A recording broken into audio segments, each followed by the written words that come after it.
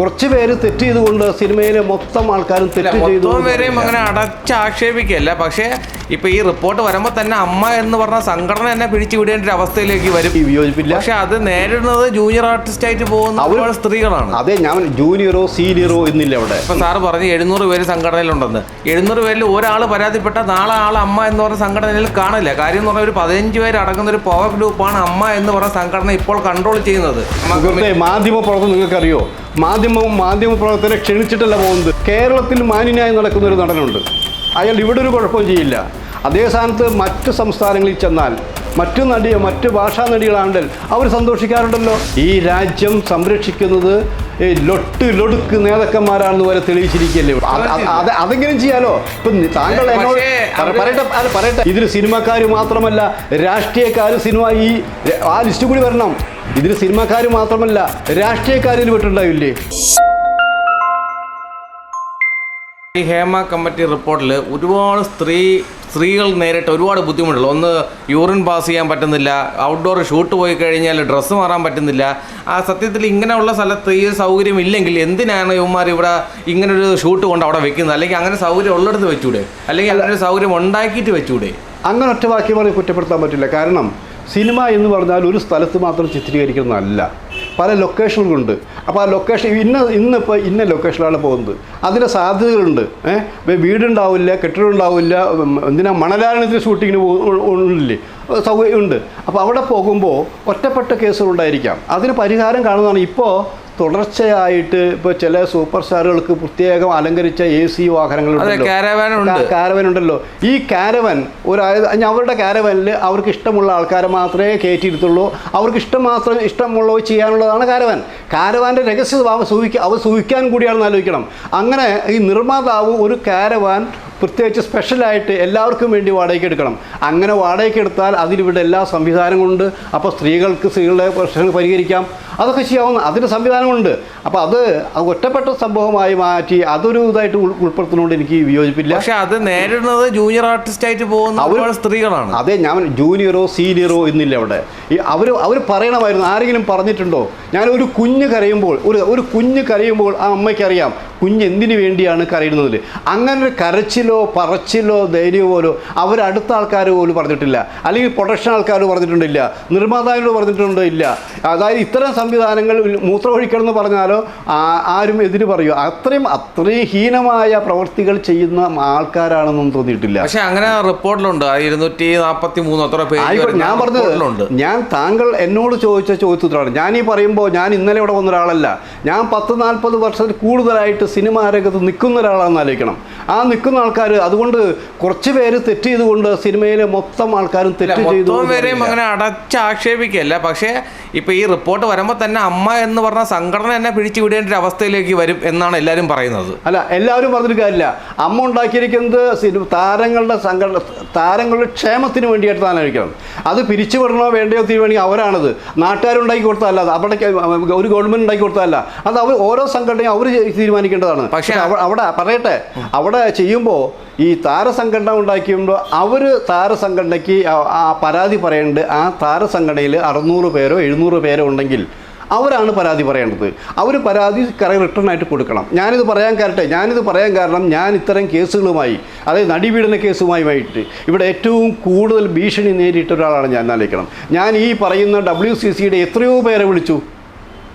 ഓരോ ആൾ പോലും ഞാൻ വെല്ലുവിളിക്കും. ഒരാൾ പോലും, സ്ത്രീകളാണുള്ളത്, ഒരാൾ പോലും ഞാൻ അതായത് പ്രതിസ്ഥാനങ്ങൾക്ക് എതിരായിട്ട് പോലും ഇത്രയും അറ്റാക്ക് ചെയ്ത് എഴുതിയിട്ട് പോലും ഇവരെ വിളിക്കുമ്പോൾ ഒരു ഫോൺ ഇന്നേ വരെ എടുത്തിട്ടില്ല. ഈ കേസുമായി ബന്ധപ്പെട്ട് ഞാനിവിടെ പറയുന്ന നമ്മുടെ വലിയ നടികളെന്നൊക്കെ പറയുന്നല്ലോ, ആരും എടുക്കാറില്ല എന്നായിരിക്കണം. അതെന്താ ഫോൺ എടുക്കാത്തത്? നമ്മൾ മാധ്യമപ്രവർത്തകരുടെ ഫോൺ പോലും എടുക്കാൻ മടി കാണിക്കുന്ന, അല്ലെങ്കിൽ മടിയെന്നല്ല പറയുന്നത്, അഹങ്കാരം കാണിക്കുന്നവരുണ്ടെന്ന് ആലോചിക്കണം. അപ്പോൾ അതൊക്കെ അവരുടെ വ്യക്തിപരമായ കാര്യങ്ങൾ. കാരണം അവർ സംസാരിച്ചില്ലെങ്കിലും നമുക്ക് നമുക്ക് കിട്ടേണ്ട റിപ്പോർട്ട് നമ്മൾ എടുക്കും, നമ്മൾ കൊടുക്കും. അതുകൊണ്ട് അവർ വൈരാഗ്യമൊന്നുമില്ല. നമ്മൾ പറയുമ്പോൾ സത്യസന്ധമായി പറയണം. ഓരോ സംഘടനയും അവരുണ്ടാക്കിയത് തന്നെയാണ് അയക്കണം. അതെന്ന് പറയാം. ഇപ്പം സാറ് പറഞ്ഞ് 700 പേര് സംഘടനയിലുണ്ടെന്ന്. 700 പേരിൽ ഒരാൾ പരാതിപ്പെട്ട നാളെ ആൾ അമ്മ എന്ന് പറഞ്ഞ സംഘടനയിൽ കാണില്ല. കാര്യം എന്ന് പറഞ്ഞാൽ ഒരു 15 പേര് അടങ്ങുന്ന ഒരു പവർ ഗ്രൂപ്പാണ് അമ്മ എന്ന് പറഞ്ഞ സംഘടന ഇപ്പോൾ കൺട്രോൾ ചെയ്യുന്നത്. കാര്യം വാ തുറന്നു കഴിഞ്ഞാൽ സംഘടനയിൽ കാണത്തില്ല. അതുപോലെ തന്നെ ഇപ്പം ഇന്നലെ തന്നെ നടി ഉഷ പറഞ്ഞിട്ടുണ്ട്, ഇടവേള ബാബുവിനെ കുറിച്ച് ഒരുപാട് പരാതികൾ ഞാൻ പറട്ടെ, ഞാൻ ഇതുമായി ബന്ധപ്പെട്ടിട്ട് ഞാൻ ചാനലിൽ ഇതെല്ലാം വായിക്കുന്നത്. പക്ഷെ അപ്പോഴും ഉഷ ആ സംവിധായകൻ്റെ പേര് പറഞ്ഞിട്ടില്ല എന്നാലോചിക്കണം. എന്തുകൊണ്ട് പറഞ്ഞിട്ടില്ല? ഞാൻ ചോദിക്കുന്നത്, നിങ്ങൾ ഒരു കാര്യം തെറ്റിദ്ധരിക്കണം. സിനിമാ രംഗത്ത് ഒരു സംവിധായകനല്ല ഉള്ളത്, നിരവധി പേരുണ്ട്. അപ്പോൾ ഒരു സംവിധായകൻ എന്ന് പറയുമ്പോൾ ആ പേര് പറഞ്ഞില്ലെങ്കിൽ പലർക്കും പലരും തെറ്റിദ്ധരിക്കാം. ഇപ്പം എൻ്റെ വീട്ടിൽ നിന്ന് സംവിധാനത്തിന് പോയ ആൾക്കാരുണ്ടോയെന്ന് വിചാരിക്കുക, എൻ്റെ ഭാര്യയ്ക്ക് സംശയിക്കാം എൻ്റെ ഭർത്താവാണോ അല്ലെങ്കിൽ എൻ്റെ സഹോദരനെ സംശയം. അപ്പോൾ അതുകൊണ്ട് പറയുകയാണെങ്കിൽ ചങ്കൂറ്റത്തോടെ പേര് പറയാൻ തയ്യാറാവണമെന്നുള്ള, അല്ലെങ്കിൽ മറ്റുള്ളവരെ കൂടി ബാധിക്കും. അല്ലെങ്കിൽ ഇത് തീരെ തെറ്റിയാത്തവരുണ്ട്, തെറ്റിയ ഒത്തിരി പേര് ഇരിക്കുന്നുണ്ടെന്ന് അറിയാം. അമ്മ എന്ന് പറഞ്ഞ സംഘടന ഒരു 15 അംഗം അടങ്ങുന്ന ഒരു ഗ്രൂപ്പിൻ്റെ കയ്യിലാണ്. അപ്പോൾ ഇവരെ സംരക്ഷിക്കുകയല്ലേ ഒരു സൈഡിൽ കൂടെ സർക്കാർ? അല്ല, എനിക്ക് ഇവരാരും സംരക്ഷിക്കേണ്ട ആവശ്യമില്ല. കാരണം ഞാൻ എൻ്റെ മാധ്യമപ്രവർത്തകരോട് എനിക്കിവരാരോടും കടപ്പാടില്ല. എനിക്ക് ഞങ്ങളുടെ വായനക്കാരോടും എൻ്റെ സ്ഥാപനത്തോടും മാത്രമായിരുന്നു കടപ്പാടെന്ന് ആലോചിക്കണം. ഇപ്പോൾ ആ ചാനലിൽ വന്നു, ഈ ചാനലിൽ വന്നുകൊണ്ട് ഞാൻ ആ ചാനലിന് അഭിപ്രായം പറയുന്നില്ല. എന്നോട് ചോദിക്കുമ്പോൾ എൻ്റെ അഭിപ്രായം പറയാനുള്ളൂ. ഈ 15 അംഗം വേണമെന്ന് എനിക്കറിയില്ല എത്ര പേര്. എനിക്കതിന് ഭാരവാഹികളറിയാം, മെമ്പർമാരറിയാം. അവരാരാ ഭരിക്കുന്നത് എനിക്ക് പേര് ലിസ്റ്റൊന്നും എൻ്റെ കയ്യിലില്ല. എൻ്റെ കയ്യിലില്ലാത്ത കാലം വരെ എനിക്ക് പറയാൻ പറ്റില്ല. ഞാൻ പറയുന്ന കാര്യം എല്ലാം എവിഡൻസ് വെച്ചിട്ടാണത്. നാളെ കേസിന് പോയാൽ ഞാൻ ഹാജരാക്കേണ്ട കാര്യങ്ങളാണത്. അപ്പോൾ അതുകൊണ്ട് തന്നെ പറഞ്ഞു കേൾക്കുന്നുണ്ട്, ശരിയല്ലേ? കുറേ വാർത്തകൾ വരുന്നുണ്ട്. ഈ വാർത്തകൾ വന്നതിൻ്റെ അടിസ്ഥാനത്തിൽ ഇവിടെ ആരെങ്കിലും ചോദ്യം ചെയ്തിട്ടുണ്ടോ? എന്നും വേണ്ട. ഇവിടെ ഈ പറഞ്ഞ ചാനലുകാർ പേരൊക്കെ, ഈ ചാനലുകാർ തന്നെ അവരെ വിളിച്ച് ചോദിച്ചിട്ടുണ്ടോ? എന്താ ചോദിക്കാത്തത്? അതെങ്കിലും ചെയ്യാലോ. ഇപ്പം താങ്കൾ എന്നോട് പറയട്ടെ, താങ്കൾ എന്നോട് ചോദിക്കുന്ന ചോദ്യം പോലെ തന്നെ മിസ്റ്റർ മമ്മൂട്ടി അല്ലെങ്കിൽ mister Mohanlal, mister Ganesh Kumar, mister ഇന്ന ആൾക്കാർ നിങ്ങളെക്കുറിച്ച് ഇങ്ങനെയാണ് ഈ ഗ്രൂപ്പ് പറയുന്നത്, നിങ്ങൾക്ക് എന്താണ് പറയാനുള്ള ചോദ്യം? അവർ ഉത്തരം പറയുകയോ പറയാതിരിക്കുകയോ ചെയ്യട്ടെ.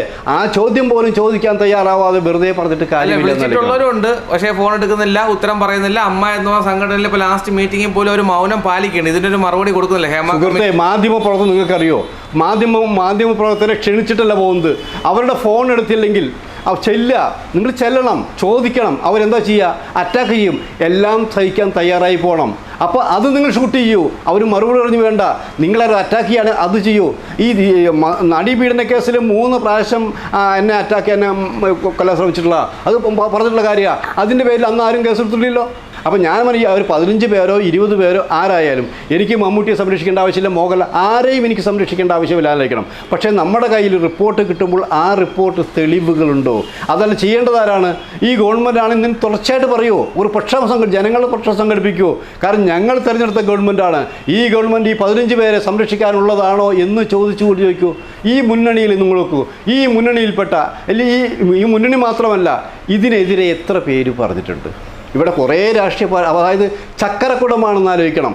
ഈ ചക്കരക്കുടത്തിൽ കൈയിടാത്തവർ ആരുണ്ട്? ചുരുക്കം പേരേ ഉണ്ടായിട്ടുള്ളൂ. ഇതിൽ സിനിമക്കാർ മാത്രമല്ല, രാഷ്ട്രീയക്കാർ ആ ലിസ്റ്റ് കൂടി വരണം.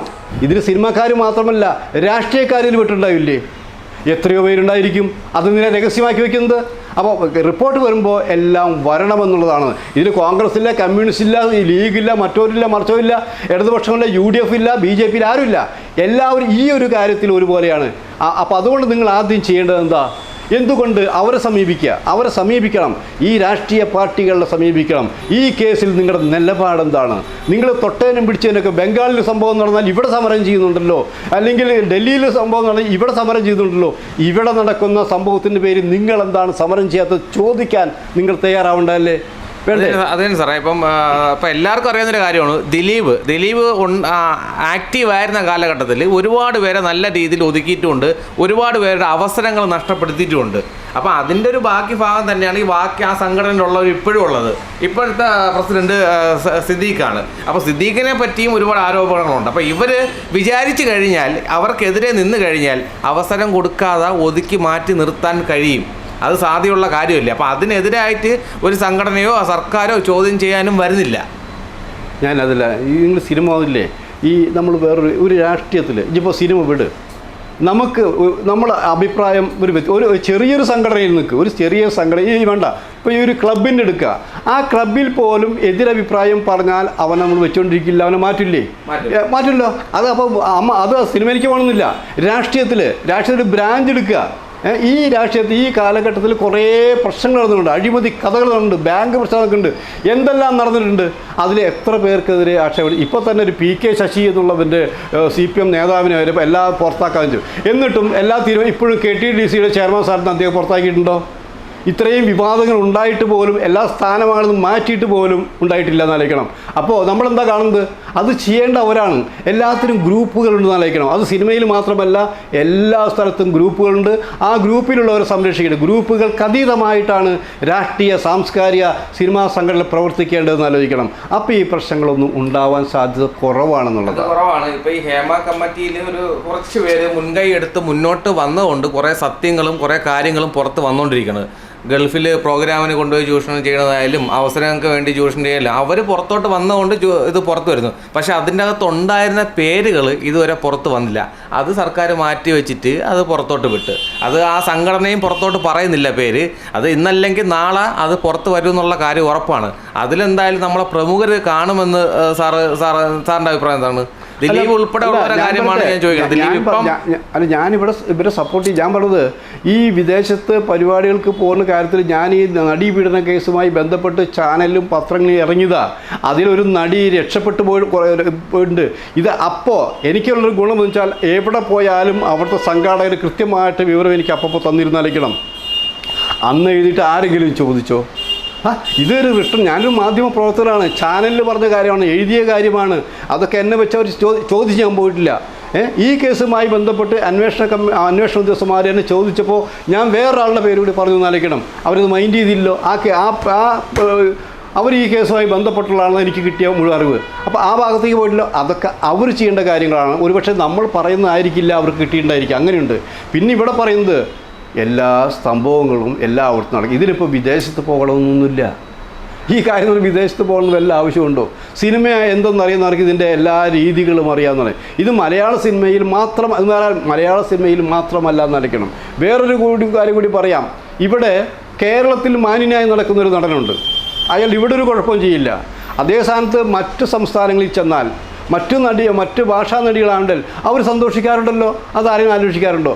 അപ്പോൾ അത് അവരുടെ വ്യക്തിപരമായ കാര്യം. അതുകൂടി ഇങ്ങനെ പൈശാചികമായി എന്തെങ്കിലും നടന്നിട്ടുണ്ടെങ്കിൽ അതിൻ്റെ പേര് ഇപ്പോൾ ഗവൺമെൻറ് ഇവിടെ പറഞ്ഞില്ലെങ്കിൽ കോടതി ഗവൺമെൻറ് വിളിച്ചു വരുത്തി അല്ലെങ്കിൽ ഹേബിയസ് കോർപ്പസ് കോടതി കൊടുത്തുകൊണ്ട് പേരുകൾ പറയിക്കണം.